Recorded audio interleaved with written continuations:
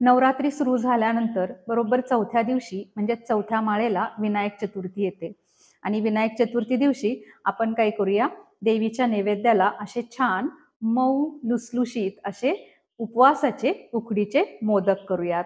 आता हे उपवासाचे उकडीचे मोदक कसे करायचे हे तुम्हाला मी आजच्या व्हिडिओमध्ये स्टेप बाय स्टेप सांगणार आहे. व्हिडिओ शेवटपर्यंत पहा, माहितीपूर्ण आहे आणि आपल्या चॅनलला लाईक, शेअर आणि सबस्क्राईब करा.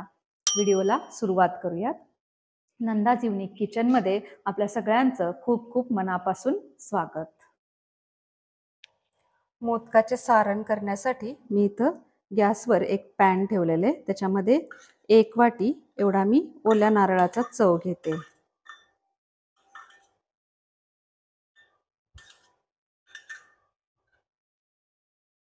आता हे आधी आपण कोरडच परतून घेऊया थोडंसं.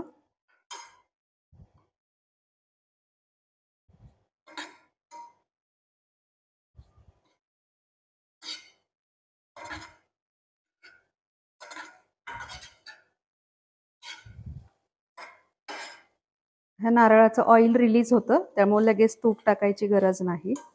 कोरडच परतून घ्यायचं याला.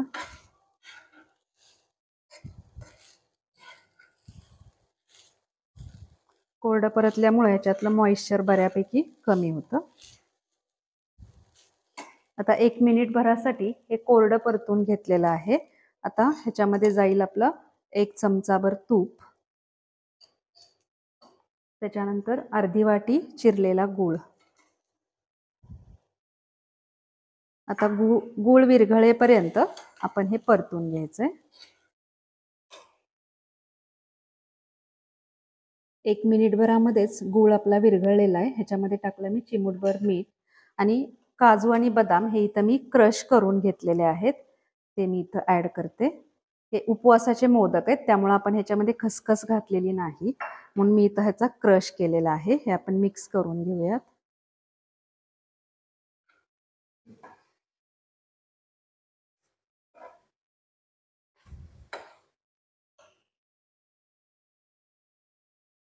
एक मिनिटभर हे परतून घेतलेले. ह्याच्यामध्ये छोटा 1 चमचा आपण सुंठ पावडर घालूयात आणि थोडीशी वेलची घालूयात आणि हे मिक्स करून घेऊयात. सुंठ पावडर जी आहे ती उपवासाच्या दिवसामध्ये खाल्लेली चांगली असते, म्हणून मी इथं सुंठ पावडर ऍड केलेली. आपलं हे सारण तयार झालेलं आहे, हे आपण थंड करायला ठेवूयात. सारण थंड होतंय तोपर्यंत आपण उकड तयार करून घेऊया. मी 1 वाटी एवढं आपण भाकरीसाठी दळलेलं जे पीठ आहे वरईचं आणि साबुदाणा घालून ते घेतलेलं आहे. आता 1 वाटी पिठासाठी आपल्याला 1.25 वाटी एवढं पाणी लागणार आहे. मी केशराच्या काही काड्या पाण्यामध्ये भिजत घातल्या होत्या आणि गाळून हे पाणी तयार केलेलं आहे, म्हणजे आपल्या मोदकाचा रंग छान होतो. हे 1 वाटी एवढं झालं आणि आणखीन 1/2 वाटी टाकायचंय. आपल्या नेहमीच्या तांदळाच्या मोदकाला समप्रमाणात आपण पाणी घेतो, वरईच्या पिठाला थोडं जास्त पाणी लागतं. आता मी इथं गॅस ऑन करते. ह्याच्यामध्ये टाकूयात आपण थोडंसं मीठ चवीपुरतं, 1 चमचा दूध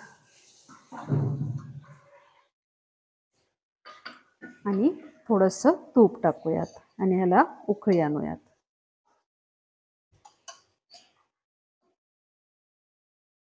आपलं हे पाणी आता उकळलेलं आहे छान. मी गॅस बारीक केलाय. आता ह्याच्यामध्ये जाईल आपली ही पिठी.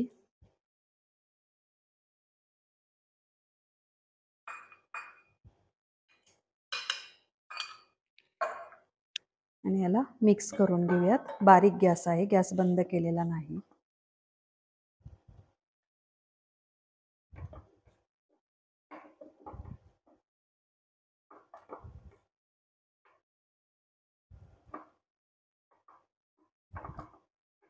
हे चांगलं मिक्स करून घ्यायचंय.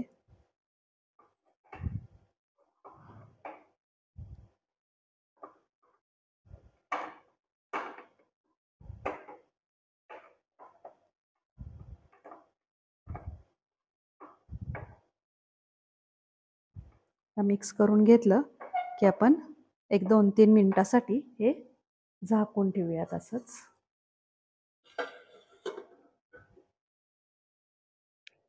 2 मिनिटांनंतर हा गॅस मी बंद करते आणि अजून 1 मिनिटभर असंच ठेवूयात. 1 मिनिटानंतर आपण ही उकड एका ताटात काढून घ्यायची. ह्या ताटावर मी थोडंसं तूप टाकलेलं आहे आणि त्याच्यावर आपण ही उकड काढून घेऊयात.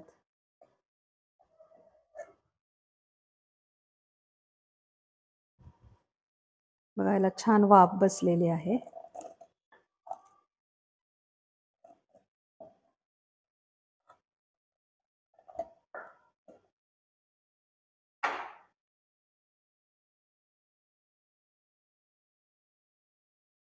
आता ह्या उकडीवर थोडंसं तूप टाकायचं आणि छान एकजीव करून घ्यायची.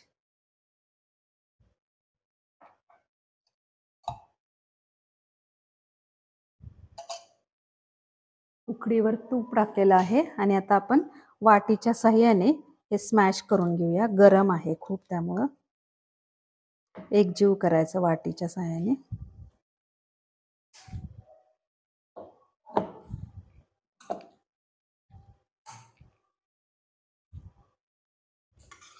आणि हे छान मळून घेऊयात एकजीव करून. जरा थंड होईपर्यंत वाटीने करणार आहे आणि मग हाताने. आता ही थंड झालेली आहे, हाताला सोसवेल अशी. आता हात जस्ट ओला करायचा आणि हे छान मळून घ्यायचं आपल्याला. एकजीव असं छान मळून घ्यायचंय. थोडासा हात फक्त पाण्यामध्ये बुडवायचा, खूप पाणी नाही घ्यायचं. आपल्या नेहमीच्या तांदूळापेक्षा ह्या तांदूळाला पाणी थोडंसं जास्त लागतं. मम्मा तू काय करतेस? उकडीचे मोदक. अरे वा. हो, तुला आवडतात ना?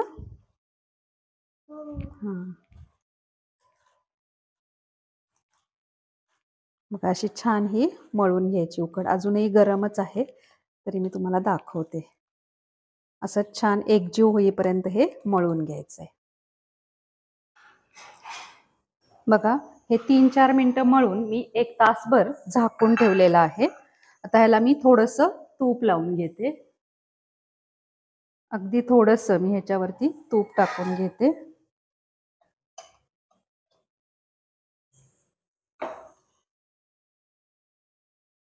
एकदम छान मऊ लुसलुशीत असा लोण्यासारखा आपला हा गोळा तयार झालेला आहे.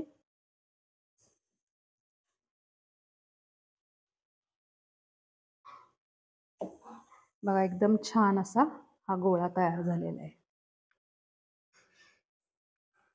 आता ह्याचे गोळे तयार करून घेऊया आपण छोटे छोटे. लिंबा एवढे ह्याचे गोळे तयार करून घ्यायचे. गोळे तयार करून घेऊया असेच. बघा हे एकसारख्या आकाराचे 11 गोळे आपले तयार झालेले आहेत. गोळे तयार करून घेतले की हात एकदम स्वच्छ धुवून कोरडा करून घ्यायचा. हात स्वच्छ करून झाला की त्यापैकीच एक गोळा घ्यायचा. लिंबा एवढे आपण गोळे केलेले आहेत. मोदकाच्या साच्याला तूप लावून घ्यायचं आणि त्याच्यामध्ये आपण हा बसवूया. हाताला थोडंसं पीठ घ्यायचं म्हणजे आपल्याला हे दाबून बसवता येतं.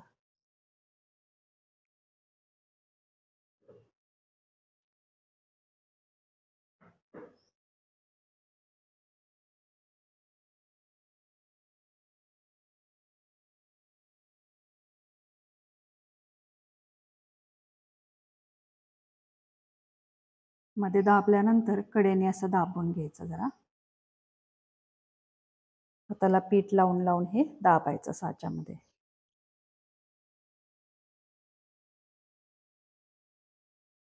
हे असं दाबून घेतलं की ह्याच्यामध्ये आपण सारण भरूयात.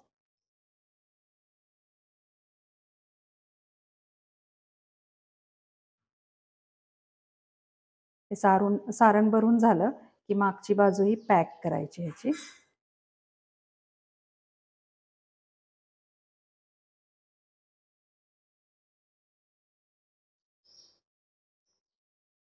आणि हे अलगद असं खालची बाजू प्लेन करून घ्यायची. आणि मग हा साचा ओपन करायचा आहे.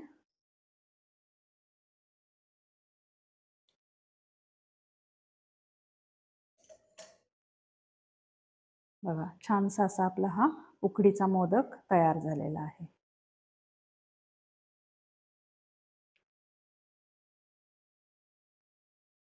आपण जे 1 वाटीचं मेजरमेंट घेतलं होतं उकड काढण्यासाठी पिठीचं, त्याच्यामध्ये 11 मोदक तयार होतात. त्यापैकी मी इथं 7 मोदक तयार करून घेतलेले आहेत फटाफट. 4 मी नंतर करणार आहे. गरमागरम हे करता येतात.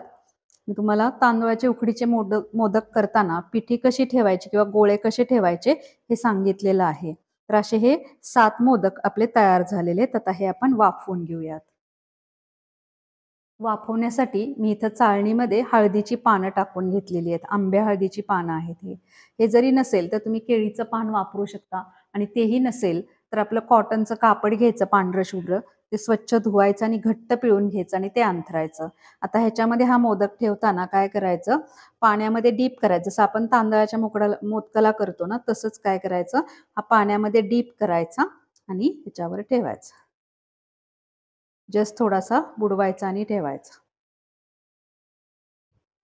एकमेकांना चिटकू द्यायचे नाहीत हे मोदक. आज साच्याचा उपयोग करून आपण हे छान मोदक बनवलेले आहेत उपवासाचे. आता आपण हे वाफवून घेऊया. मोदक वाफवण्यासाठी मी इथं पातेल्यामध्ये पाणी गरम करायला ठेवलेलं आहे. त्याच्यावर आपण ही चाळण ठेवूया आणि त्याला कव्हर करूयात. 10 मिनिट आपण ह्याला वाफवून घ्यायचे मीडियम फ्लेमवरती. पाणी चांगलं उकळून घेतलं आणि त्याच्यावर ही चाळण ठेवून मीडियम फ्लेमवर 10 मिनिट हे मोदक मी उकडून घेतले. उकडून घेतल्यानंतर परत काढून परत हे 10 मिनिटं मी थंड होऊ दिलेले आहेत. कारण गरम हे उचलता येत नाहीत, कारण हे पीठ थोडंसं लूज असतं. आता काय झालं होतं माझ्याकडनं, ह्याच्यावर थोडं उंच झाकण ठेवलं पाहिजे होतं. हे झाकण ठेवलं गेल्यामुळे ह्याची टोकं थोडीशी दबलेली आहेत. ठीक आहे, शेप फक्त बदललाय, पण मोदक झालेत खूप छान. आपण हे काढून घेऊयात.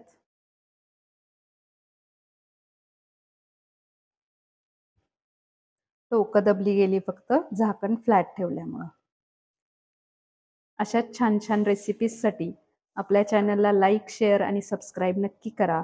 भेटूया परत एकदा अशाच छानशा रेसिपीसह. Till then, good bye.